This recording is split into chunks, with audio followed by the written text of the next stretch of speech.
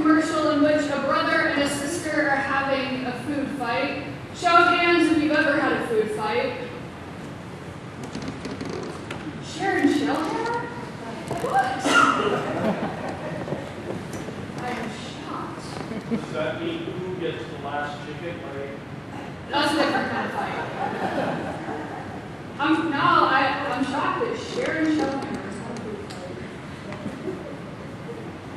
In this particular commercial, all kinds of food ends up on the floor, the kind that if you're a parent or grandparent, you would hate to see, including ketchup and chocolate syrup. And then someone, it doesn't show who, but someone takes a Bissell carpet cleaner over part of the carpet, sort of like Moses parting the Red Sea, and you have this neat, nice, clean carpet in the middle of all of this messy chaos. And before the commercial fades to black, the words, "Life's messy, clean it up," pops up on the screen. It's funny that advertising really works, because last night when I was vacuuming, I looked down and we have a Bissell. And I probably, at the moment I bought it, thought, oh, life's messy, clean it up, without even really noticing. Life's messy. Elijah learns that firsthand in this morning's scripture and in the preceding chapters. And as often the case, we have to go back a little to understand this morning's scripture context. 1 Kings 17:1 tells us that Elijah is a Tishbite of Tishbe in Gilead. He's probably from what we know today as Jordan, near the eastern boundary of the northern kingdom of Israel. It's extremely important to understand that during Elijah's time, the 12 tribes of Israel are no longer together in a united kingdom. And if we go back a little more, we know that under Kings David and Solomon, that all of the tribes of Israel were organized into one kingdom. But following Solomon's death, there was a power grab for the throne, and the 10 tribes in the north rebelled against David's line because they didn't think he was really the king anyway, because they descend from Saul, whom David did not descend from. And so these 10 tribes say, we're leaving, we're no longer united, but we're going to stay together up here in the north, and we're going to call this Israel, and it's going to be the northern kingdom, and Samaria is going to be the capital. Well, the tribes of Judah and Benjamin were left remaining loyal to David and Solomon and their descendants. And so they continued to be a kingdom in the south, and they called themselves Judah, with Jerusalem being in the capital. And when we think Israel, we think Jerusalem. But in this context, Elijah is living in what is known as Israel for the moment, actually does not have Jerusalem in it. So this is going to start geography that continues until this day. It's a lot of political strife, right? That seems like a lot of stuff in about 200 years worth of history. And so the Israelites are not cohesive anymore. And so Elijah just appears on the scene. It's kind of interesting because if you get to where he appears, you think, oh, well, he must have been talked about before, but he's not. So he just comes out of what seems to be thin air into the northern kingdom where Ahab is the king of Israel. And we know from historical records that Ahab was king from 869 to 850 BCE. In the 17th chapter of 1 Kings, Elijah tells King Ahab that there won't be any rain. The exact opposite problem we have. But there's going to be a drought. And why does Elijah, the prophet, give this message? Because we learn in 1 Kings chapter 16 that King Ahab is married Jezebel, a Phoenician princess, to help cement political alliances. And from where Jezebel comes, we know that to know today as Lebanon, they worship Baal, a deity who is thought to be in control of the rains and fertility. And Jezebel brings that practice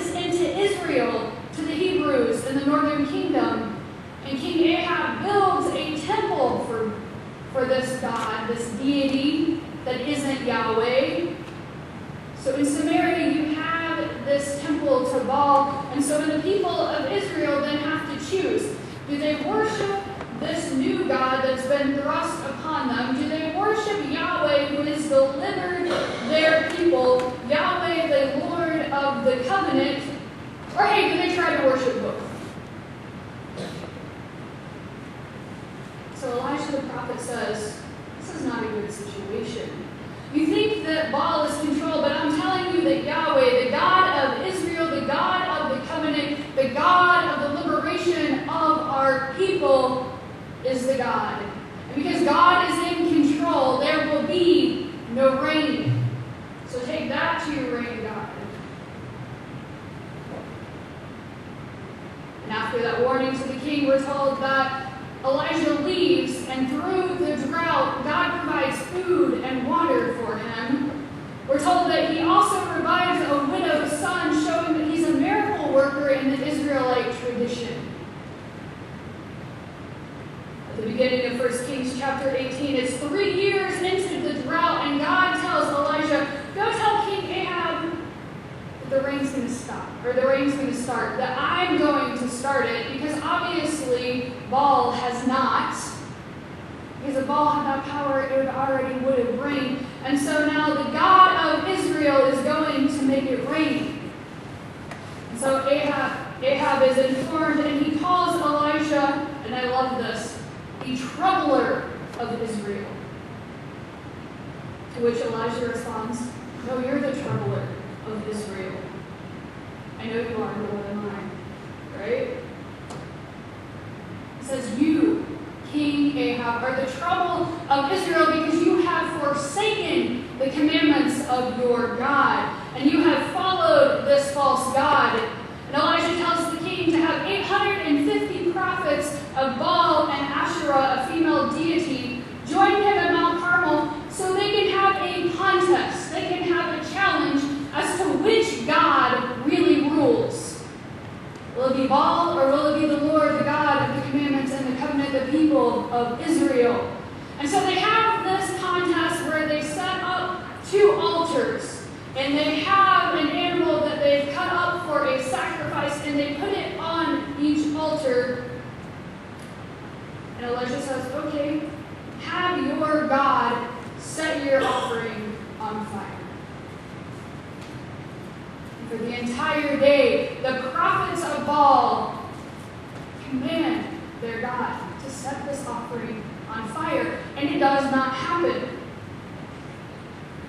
And so finally Elijah says, this will work for me. And he calls upon the God of the covenant, the God of the Israelite people, and fire is produced for the sacrifice. And those who are in attendance, they say, oh, the Lord God really is indeed God, and maybe we were a bit wrong. And after that, Elijah could say, okay, you made a mistake. Now reform, correct it. Let's move on with our lives and right this thing. You know better. He could, but he doesn't. What does he do instead? He has the prophets killed. Elijah, the prophet, kills the prophets of Baal. Not really the finest hour for a prophet of God. Elijah is a bit too zealous for his cause. We must note that nowhere in the scripture does it say that God told Elijah to kill the people. That is important. Elijah does this on his own. And then it rains. And we find ourselves at the beginning of 1 Kings 19, which, as Jim said, is titled Elijah Flees from Jezebel. That's a great title. King Ahab tells his wife Jezebel, wife, queen, Elijah the prophet has killed your prophets with a sword. Jezebel now doesn't take too kindly to this. If Elijah thought that the queen was passive and she would just let this go, he's mistaken. Remember, her father is a king elsewhere, and now she's a queen in Israel. She's not just going to let this go. Jezebel is very much like Lady Macbeth. Show of hands if you've read Macbeth or seen it. Well, all right. Yay for high school English, probably? College?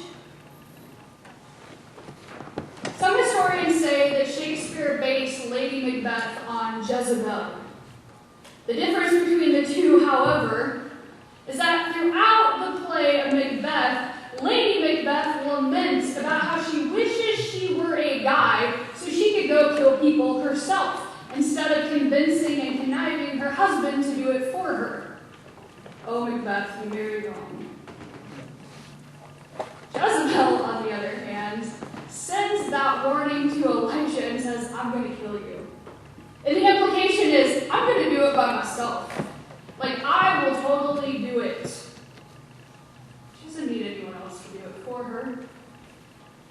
Elijah is brave standing there in front of King Ahab. He is brave standing in front of all of those prophets during that challenge and proving that the Lord is in control. He loses all bravery and composure and flees at the moment he gets a threat from Jezebel. That tells you how scary she is. I thought my mom was scary when I was a kid. Jezebel wins. Elijah goes into the southern kingdom, into Beersheba, and then he goes into the wilderness, and he sits under a tree, and he asks God for death. Again, how completely terrifying Jezebel must be. Elijah doesn't want her to find him, and instead goes and asks God just to let him drop dead under this tree, because that would be better than the death he will receive at her hands.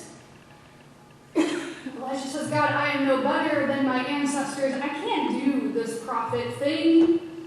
Look what I've done. And he lays down and he takes a nap.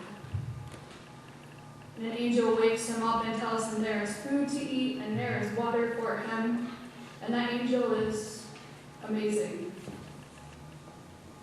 What we all need. And then Elijah wakes up again and the angel says, look, I have more food for you and I have more drink. And he takes the trek 40 days and nights to the Mount of God, following in the footsteps of Moses. The Israelites journeyed 40 years in the desert to freedom, and Elijah has effectively just reversed that journey for himself. He'd rather put himself in the captivity of the wilderness than to have the queen find him. He stays in a cave for the night, and we assume that to be the same cave that Moses stayed in. And then the word of the Lord says to Elijah, what are you doing here, Elijah? I imagine it to be that inflection. Sort of annoyed, sort of like, why? Why did you run away?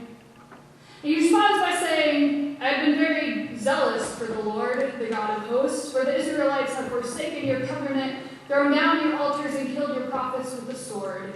I am alone left, and they are seeking my life to take it away.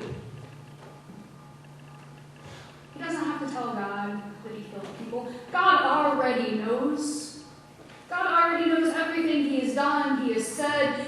He doesn't apologize for it, which I find interesting. He just says, I've been very zealous. That's an understatement. Elijah says he's alone, left in the world, in the northern kingdom, worshiping God, but that's actually an exaggeration on his part. There are other Israelites still worshiping the Lord of hosts. Later in chapter 19, God blatantly says to Elijah, there are still 7,000 people loyal to me in Israel. In other words, you're not the only one. But with Elisha's exaggeration, we feel his exhaustion, we feel his depression, we feel his being scared. He feels alone and he feels boxed in by the actions of others and himself. Because he knows what he did was really not correct. Then Elijah is told to go stand on the mountain before the Lord, for the Lord is going to pass by. Again, this reminds us of Moses.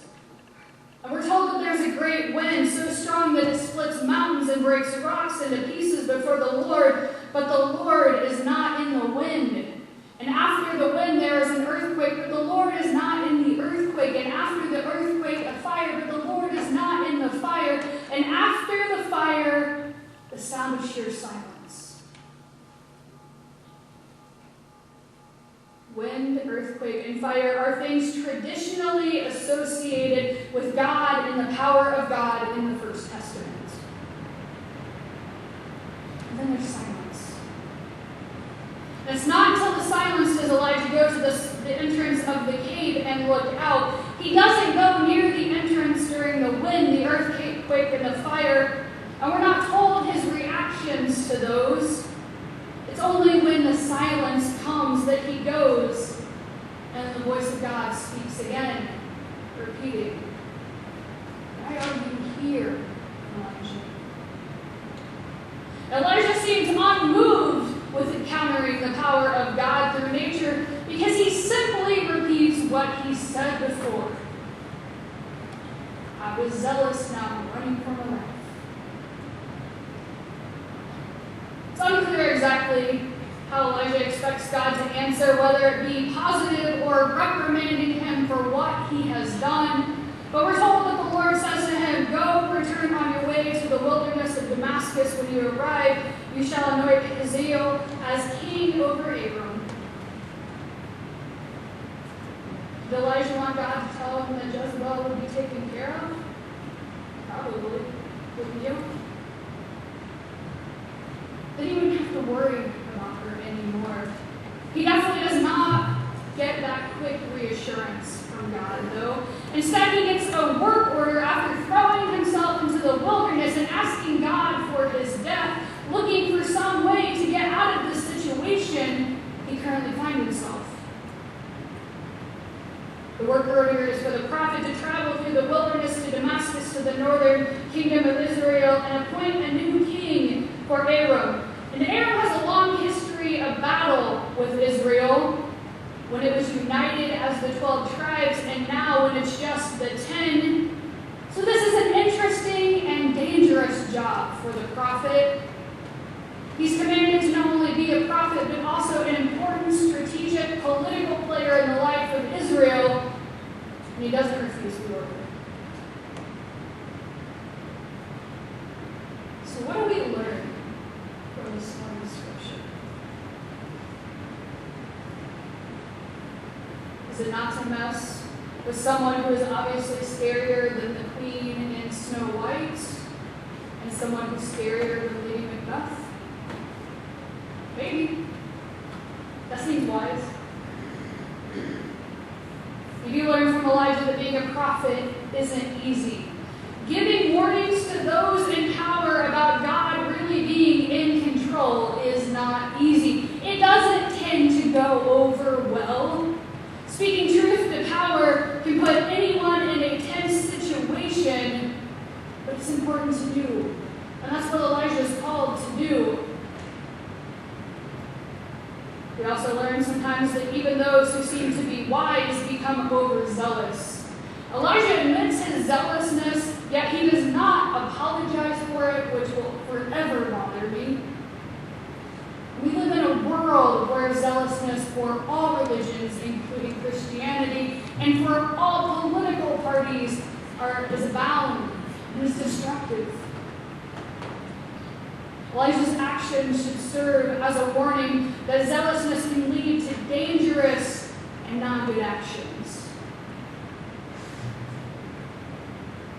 I think that what this morning's scripture ultimately teaches us, though, is that there is some point in everyone's life where life becomes so messy, so chaotic, that it seems overwhelming, that a missile carpet cleaner isn't going to help you clean it up. People react to situations and these situations in their lives differently.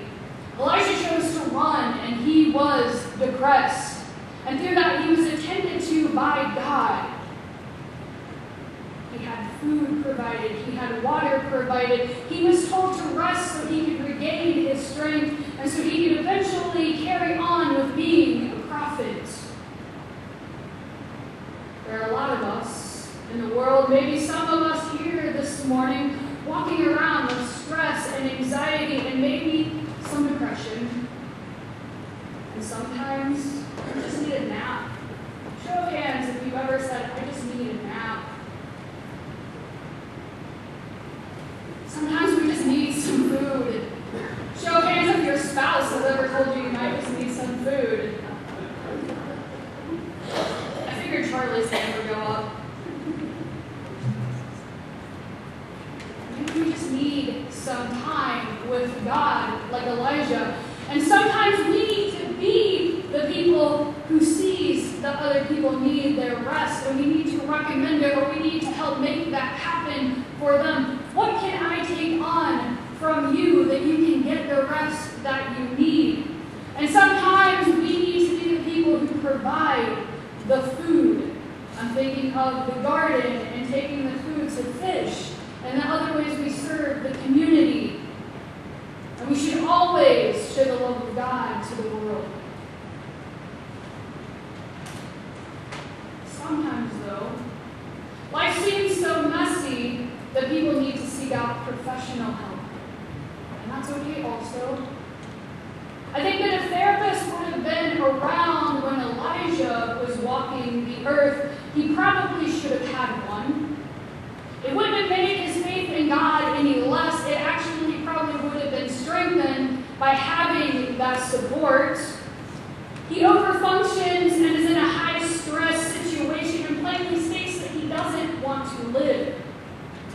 He's not well, but he's called to serve. But unfortunately, therapists weren't around during his time. But fortunately for us, they are today. Needing a nap, needing food, and needing God. For Elijah, there's spiritual power in a nap and food when he felt like there was nothing left inside of him. So this week, our challenge is this. Take a time out for our physical, our mental, and our spiritual well-being. They're all tied. Take some time with God. Take a nap. Charlie, you can tell Pam I told her that I told you you can take a nap. Eat your favorite snack while doing nothing else. Let's take time to take stock of our well-being and make it a priority in whatever ways it needs to be made a priority. Elijah went back out to serve immediately, but not before. He took a nap, he had some food, and he talked to God. This ends this morning's word. Thanks be to God.